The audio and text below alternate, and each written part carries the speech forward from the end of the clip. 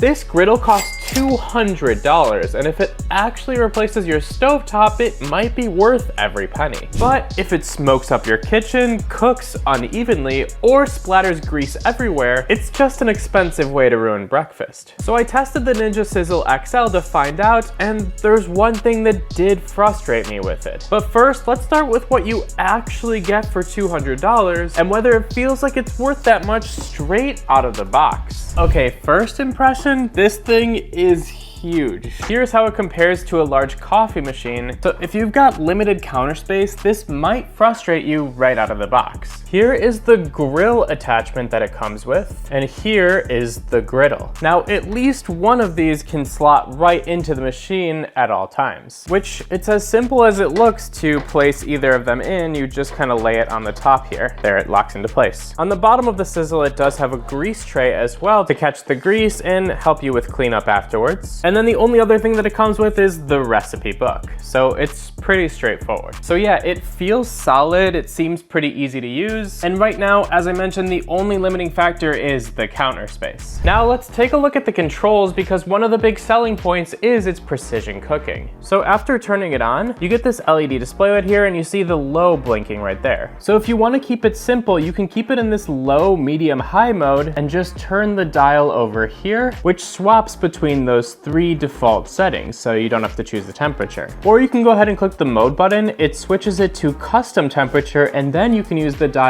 to basically set any temperature you want. It goes all the way up to 500 degrees. Then you can also click the time button to set the time you want to actually cook for, as long as you want that to run, or as little as well. So honestly, it's one of the more intuitive displays and controls I've ever seen. And being able to dial in the exact temperature is a big step up from other griddles I've used. So alright, let's see if this thing can actually replace multiple pans and skillets at once. I'm gonna try cooking pancakes, bacon, and eggs all at the same time. Basically the dream breakfast setup. But first, let's preheat. I've got this set to 350 degrees, which I think will be perfect for breakfast. Let's hit the start button and time how long it takes to do the preheating. And time, 5 minutes and 35 seconds. So just under 6 minutes to preheat this to a low temperature, which is definitely the second thing that has given me a little bit of pause. So if you're cooking on a tight schedule, that wait might feel even longer than it actually was. But at least it does tell you when to add food when the preheating is done, which is definitely a nice touch. Now, since I set it to 350, I want to make sure that the whole griddle is exactly at 350, because they talk about the even temperature across the whole thing. So let's start with a check right in the middle right here, and it's actually at more like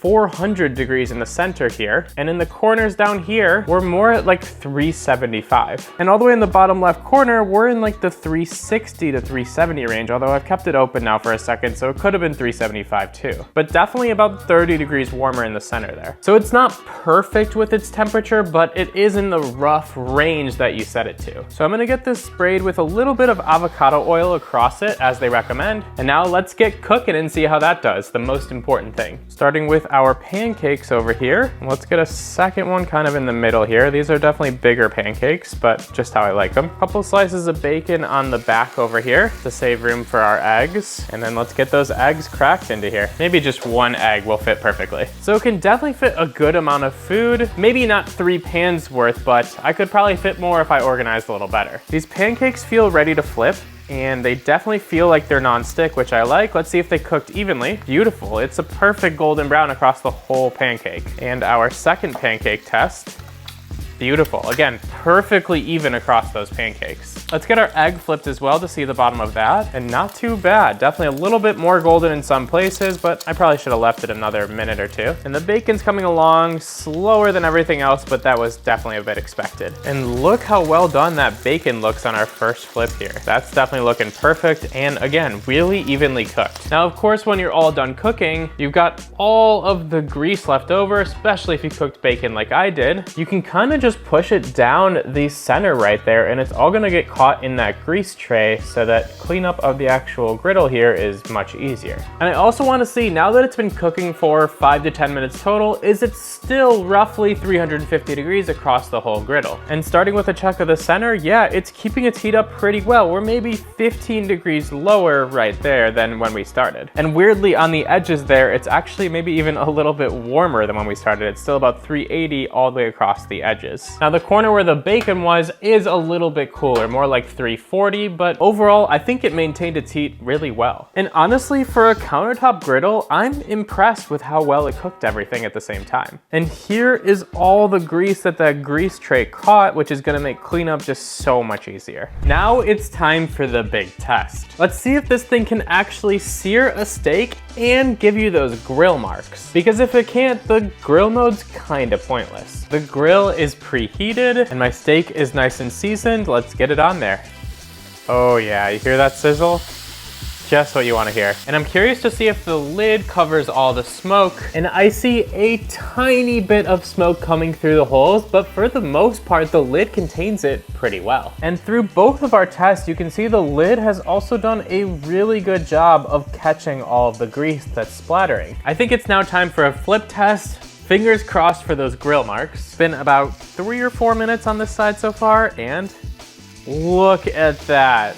It's gorgeous with those beautiful grill marks across the whole thing. Now personally, I prefer more of like a sear on a steak, so I would probably use the griddle, but I do like the look of those grill marks. And with a sear looking like this, the only thing we have to do is make sure it looks good on the inside. Our cross section cut, here we go, pray for the best. Gorgeous, a perfect medium rare on the inside there. But you know I gotta make sure it tastes good too.